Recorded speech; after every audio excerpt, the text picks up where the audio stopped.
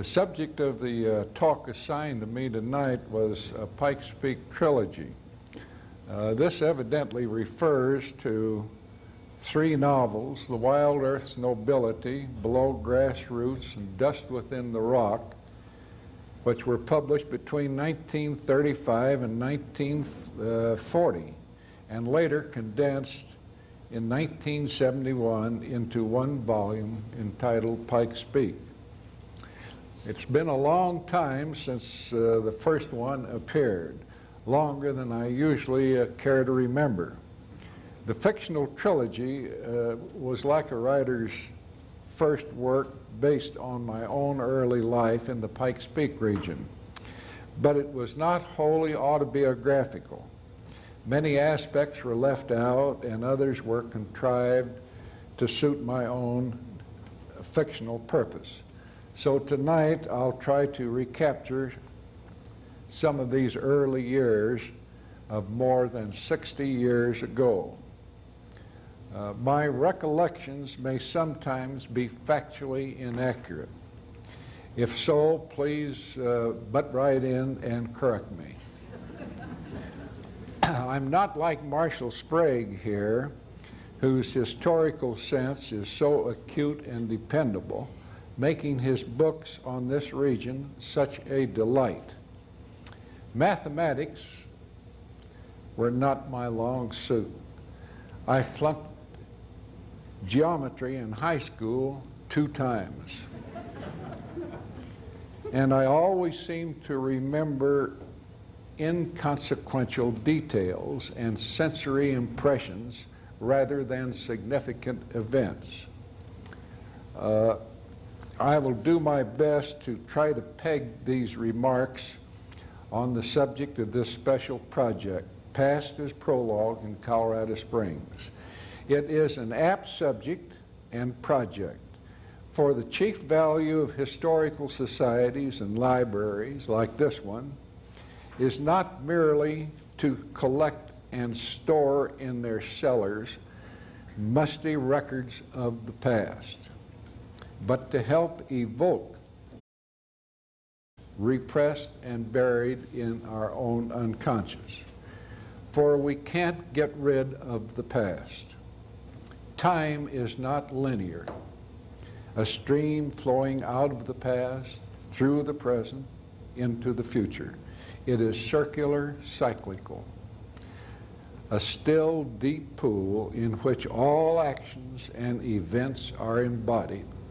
They determine our karma, or predispositions, that make us what we are. Now for some recollections of Colorado Springs, where I was born in 1902. As a child, I lived on El Paso Street, just south of Platte, fronting the high railroad, Santa Fe Railroad embankment. When my father died, when I was very young, about 12, my mother, sister, and I moved to live in my grandfather's house on Bijou Street, a block west under the railroad underpass. The house, as we saw it today, still stands. I was amazed that it's still standing and has some fresh paint on it. It's a big, ungainly 3-story house. It was located beside Shook's Run. Now, according to the my grandmother and grandfather and the family, my grandfather decided to buy this property along the stream of Shook's Run, because it was all vacant land. There's plenty of land around it, a good building site beside the stream, and there was plenty of pasturage for some horses that he was beginning to collect. The spot happened to be the camping ground of two old, disreputable, whiskered, tobacco-stained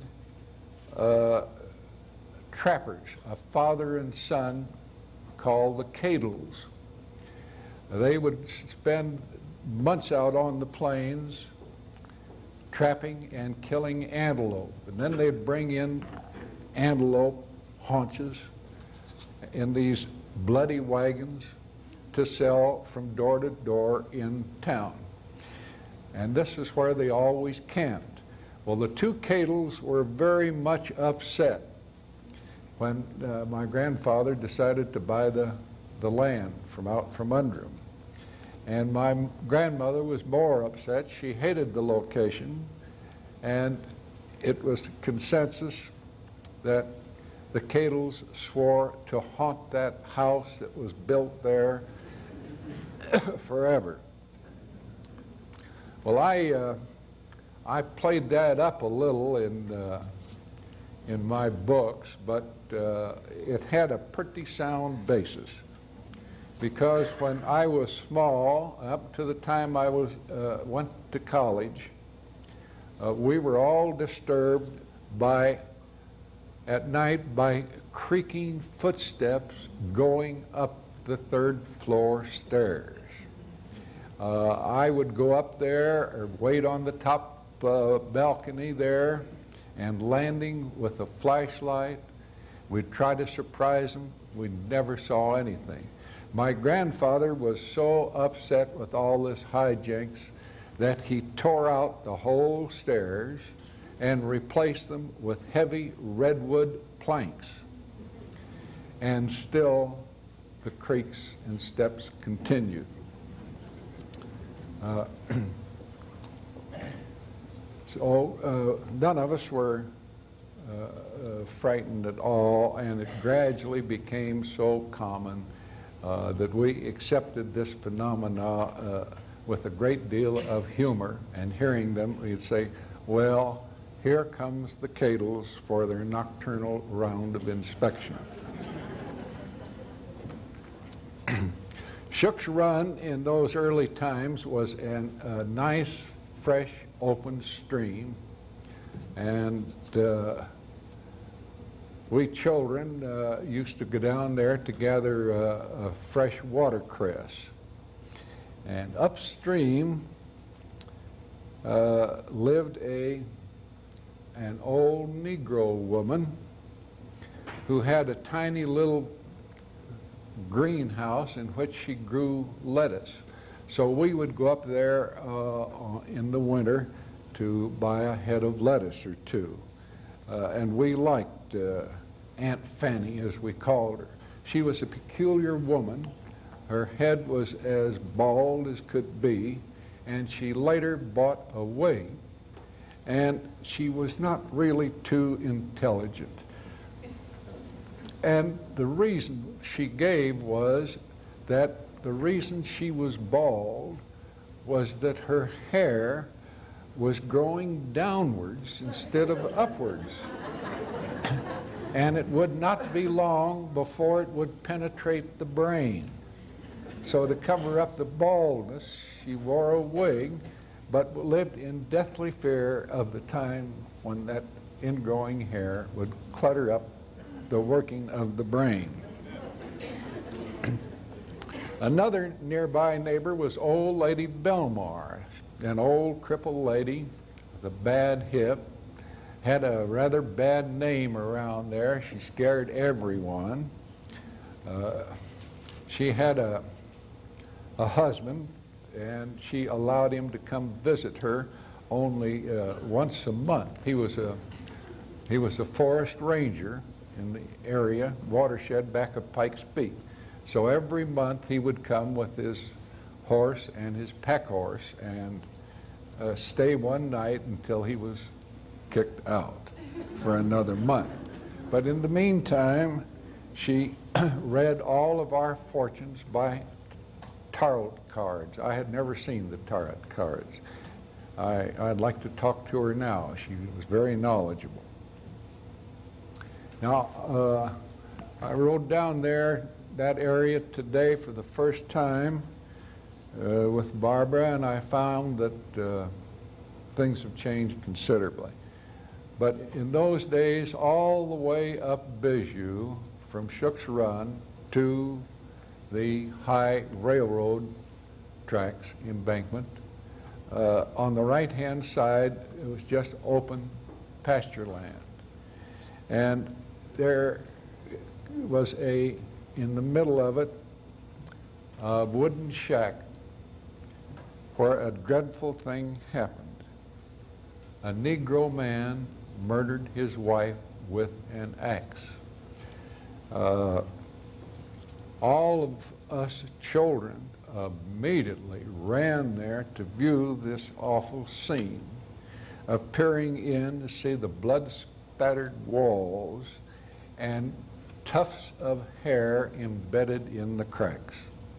That's a good commentary on the lack of imagination of a child, contrary to what we usually think.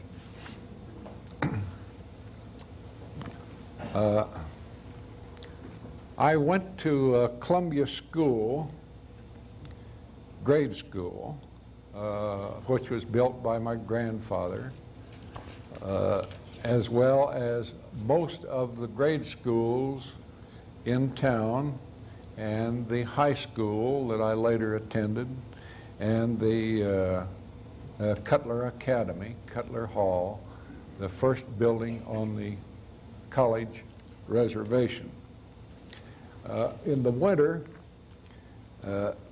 which was a long walk, I tied my sled to the Pandandy bread wagon, which was drawn by a team of very fast sorrels, and got there in quick time. Now, this grammar school, I think, influenced my writing in the future very much. My first published writing, a little one-column short story, appeared in the school paper, Columbia Sayings and Doings, the issue of January 1917.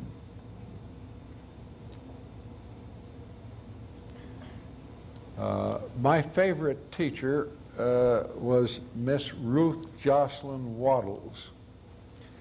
If we behaved ourselves throughout the day,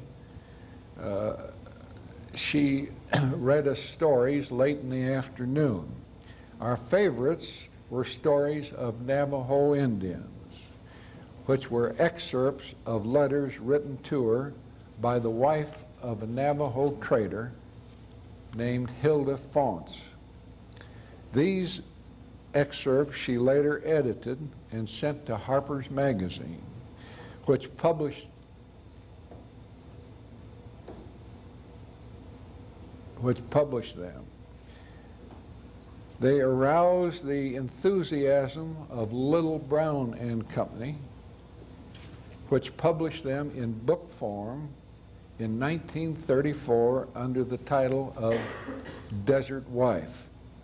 Now in 1981, it is reissued by the University of Nebraska Press, and I have had the pleasure of writing the introduction to it.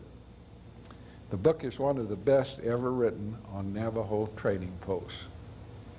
Some years ago, when I spent a semester teaching at Colorado State University in Fort Collins, I called on Miss Waddles, who was living there, retirement. "Why, Miss Waddles, you haven't changed a bit," I said to her when she opened the door. "Neither of you, Frank, except that you're now wearing long pants." I've seen and corresponded with her since, and have been able to tell her that she was one of the greatest influences on my writing. Perhaps next to Columbia School, my greatest influence was the Santa Fe Railroad Station. While in school, There I sold newspapers for Fred Harvey newsstand at the station and watched the new station being built. I don't remember the year, but it must have been about 1916 or 17.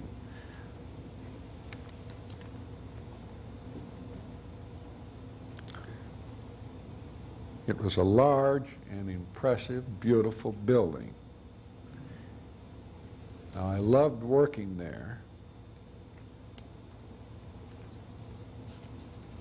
because of the change, constant change.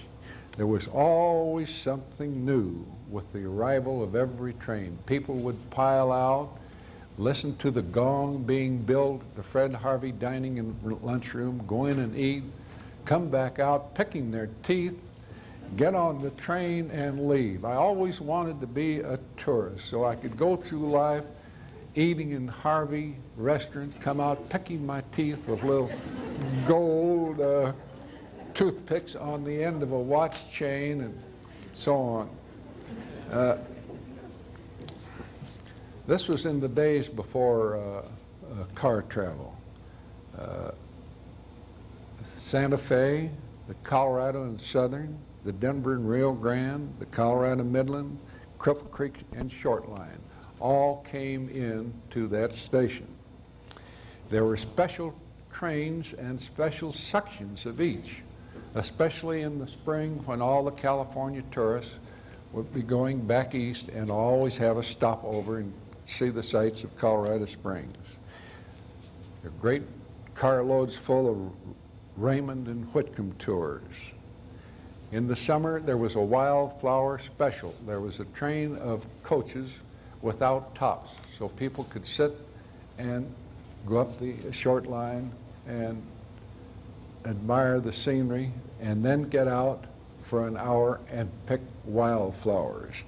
That wildflower special would come back. Every person had an armful, a lapful of gorgeous wildflowers that gradually wilted in the hot sun, and the minute they'd get off the train, they'd chuck them in the waste paper cans.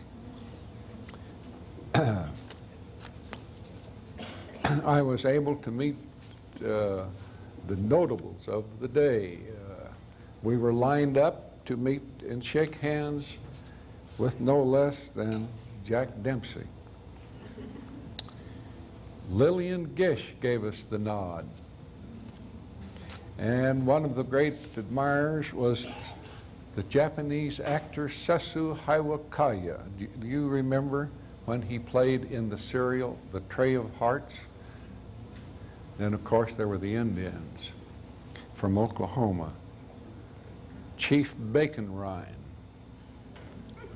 and Dad Tinker, both of whom I met in later years.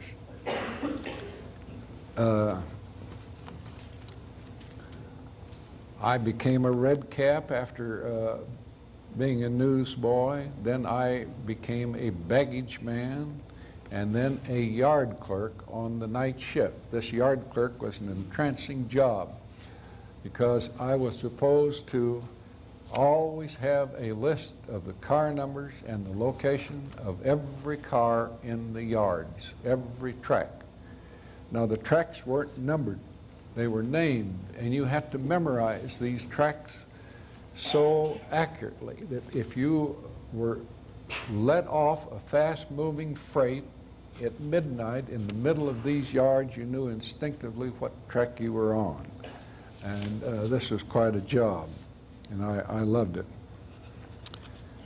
Another great influence, of course, was this public library. It was just not far from where we lived. Just come up Bijou and on a bicycle and go into the children's room, and I started at one end and just worked my way through.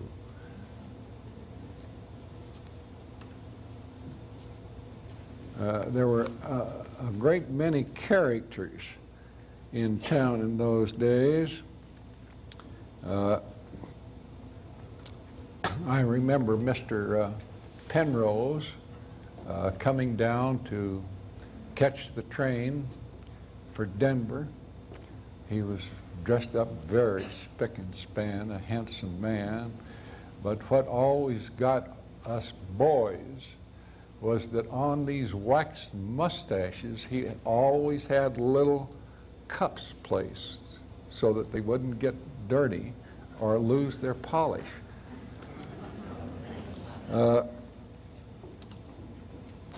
Then there was Mr. Hamlin, who was the publisher of the Colorado Springs Gazette. Is that right? This is during Prohibition. And he'd make frequent trips to Missouri, to Kansas City. And when he had come back with 2 heavy suitcases, neither of us boys could pick them up.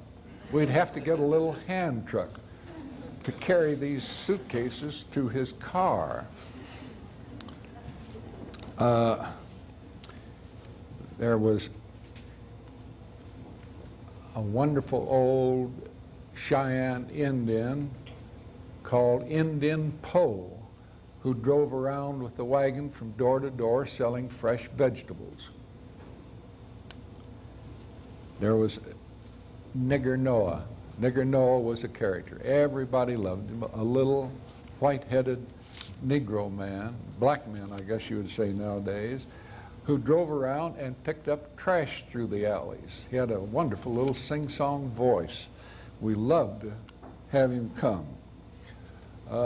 Here on Pikes Peak Avenue, torn down near the old Out West building, there was a wonderful Chinese shop run by a man we called China Jim. I think probably Marshall can tell you the facts about him, but it was a great store, and China Jim was quite a wonderful character. We had many outings. The streetcar, the little Toonerville trolley, ran over to Stratton Park, turned around at that little pavilion. Went to Manitou, and on Sunday we loved to go there. We'd all take a bottle and go to all the springs to fill up the bottles to take home of iron water, soda water, and so on. A lot of the burros that had been used up in Cripple Creek during the mining days were no longer needed, and they were brought down to Manitou Springs, you call it now, and there were a dozen corrals there, and we'd stop in, people would stop into any corral and hire a burro for 50 cents a day to put the kids on and pack the lunches on before going up the trails or canyons. We'd walk up to the end, to the pavilion, up Ruxton Creek. I remember in the pavilion there, they had a wonderful machine that made saltwater taffy in all colors. Then, of course, there was the road up to Bruin Inn. That was long a college and high school place for dances. Beautiful old place. And from there, you could take the trail up the canyon to Buffalo Roost. Glen Erie was a very nice moonlight walk. I used to go with Archie Music on a moonlight night. We'd hike from his place near Adams Crossing over to there and throw rocks in the windows across the moat. And of course there were the Pikes Peak trails that we all took. One thing that was wonderful, I think, was every year they would have a great Indian doings. that was called the Shankiv. And the whole block of Nevada from the courthouse north was blocked out, grandstands erected on the sidewalks, and the pavement was swept clean for the Indians to go in there and dance. It was a wonderful time. And of course, there would always be a great old-timers parade of the Indians, and then of old wagons and buckboards and so on that morning.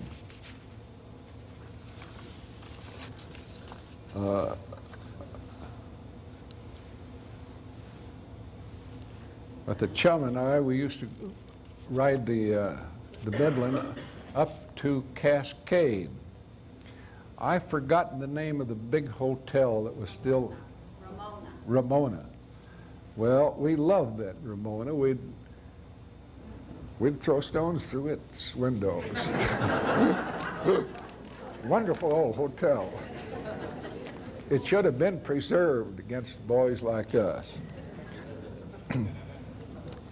There's a little pond there, and we used to go up there with the man and watch him cut ice.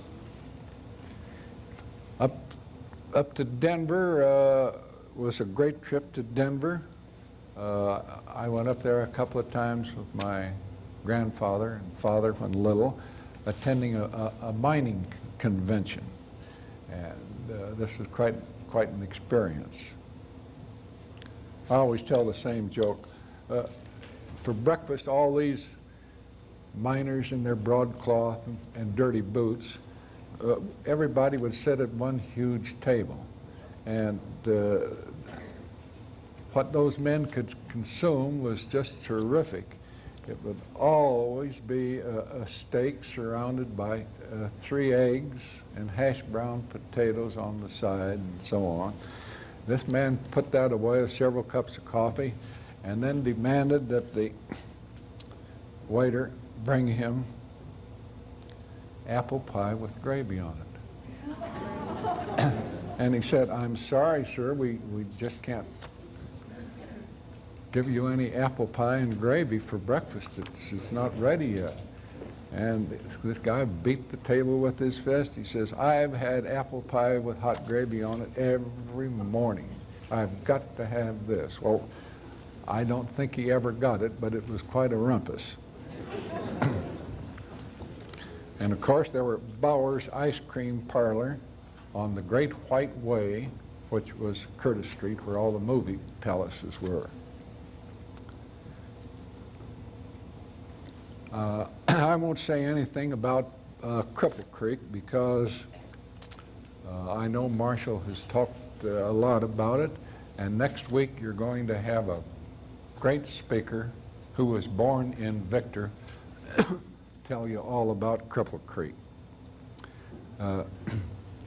I was up there quite a bit when I was a child because my father and grandfather had a couple of dry holes up there. My grandfather had an interesting relationship with Stratton, who discovered that. Stratton had come to town here in the early 70s from Indiana and had become a contractor and had done some very nice roofing jobs and built a couple of very nice houses and was well started as into the contracting business.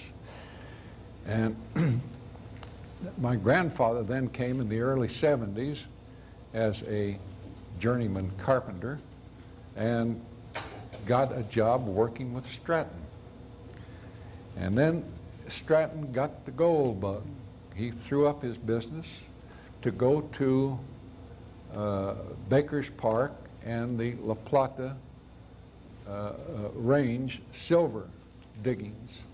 And he sold out his little contracting business to my grandfather, who then developed that business into a very profitable contracting business.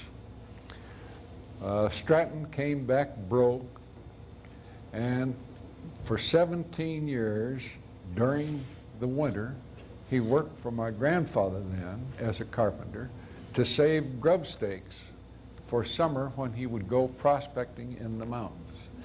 17 years of this, and then he finally, through a dream, discovered this great mine, the Independence, on the south slope of Pikes Peak.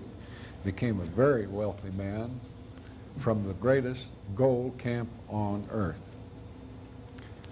My grandfather, in the meantime, a very successful contractor and builder, had resisted the lure of gold, but he finally got the favor and sunk all of his money and holdings, went completely broke, and then Stratton hired him to develop one of his great mines.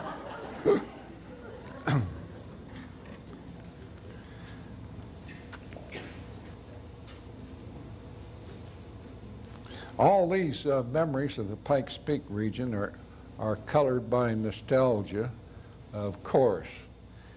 Yet the region exerted a worldwide appeal as a health resort, a scenic spa,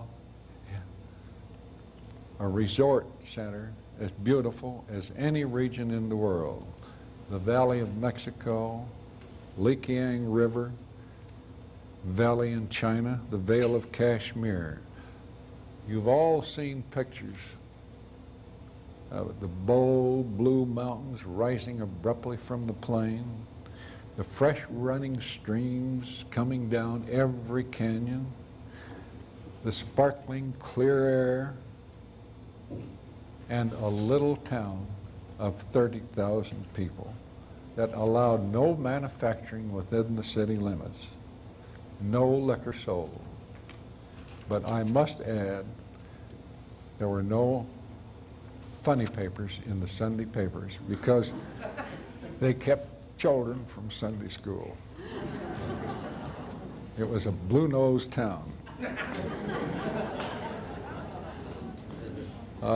The changes began early. The old wooden bridge across Shook's Run was torn down and replaced, and the stream was run underground. The water was polluted. Trash was emptied into the stream bed. It looked like a city dump. All the trains were replaced by cars, the streetcars by buses. I myself left Colorado College after 3 years to work as a roustabout in the Salt Creek, Wyoming oil field, then to Southern California to work as a telephone engineer in Los Angeles and on the Mexican border, and finally to break loose for the speculative life of a writer. First writing my Pikes Peak trilogy, which I referred to earlier. World War II brought the greater changes we see now. I can hardly believe what I saw today. The town has mushroomed in all directions, covering Austin Bluffs, where I once hunted rabbits. Its mere growth into a large city is not the only change. Its mere growth from a town of 30,000 into a city of about 250,000 is not the only change. The location of the Air Force Academy to the north, the North American Air Defense Command Center inside Cheyenne Mountain, and the Fort Kit Carson Army Base to the south, along with the city's industrial and rabid commercial interests, give the region a far different tone and character. What stands out from even far out on the plains, is that bare, cancerous growth on the side of the mountain, that great scab that covers a wound a lot deeper than you realize. How this was ever allowed to happen in a city that still boasts its scenery and its mountain trails, its beauty, is just something I can't understand. I have recently just finished editing and annotating the posthumous book by W.Y. Evans Wentz, the great Tibetan Buddhist scholar whose former Tibetan Book of the Dead is probably familiar to you.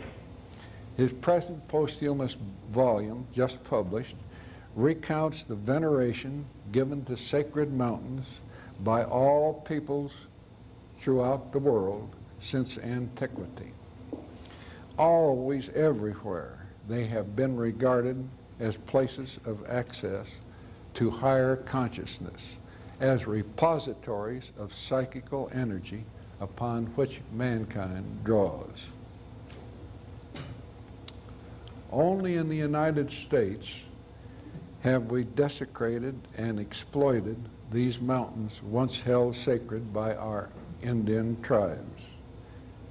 In exploiting them for their physical energy, gold, silver, coal, uranium, and so on, we have deprived ourselves of their psychical energy, so necessary for us as a spiritually healthy commonwealth.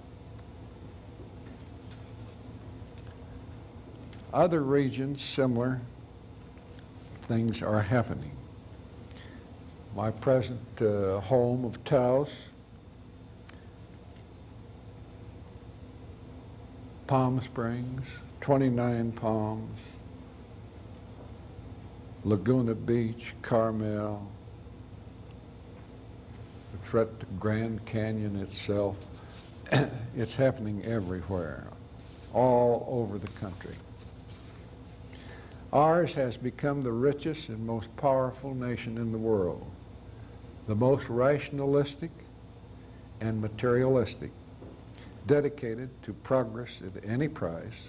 It is constantly increasing the gross national product. But what a price we are paying, destroying the land, poisoning rivers and lakes, polluting the very air. What will be the end of this suicidal course? No one knows.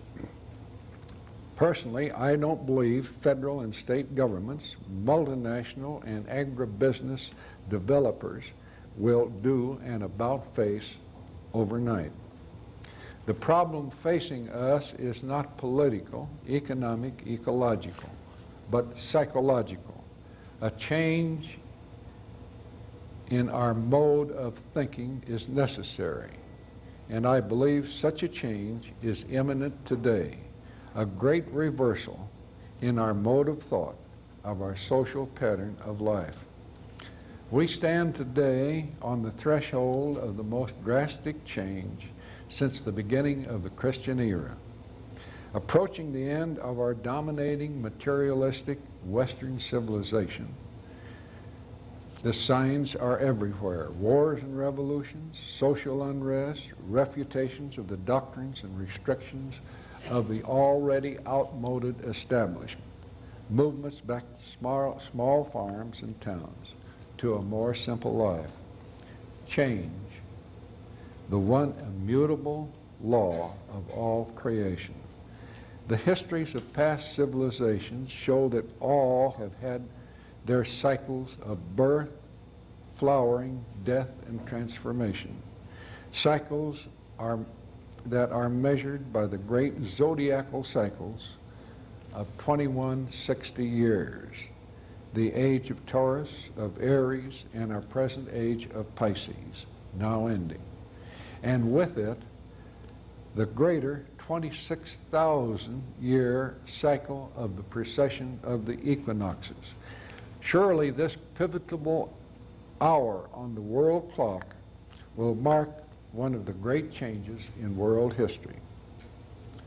This is not as nebulous as it may seem, for man is part of a universal unity, susceptible to the transcendental laws that govern all the business of the universe, and not necessarily to the benefit of General Motors. Obviously, the Pikes Peak region will not be exempt from change. How it will change, no one knows. But if the past as prologue is as meaningful as I believe it is, I hope we can regain some of the precious living values of previous years. Thank you.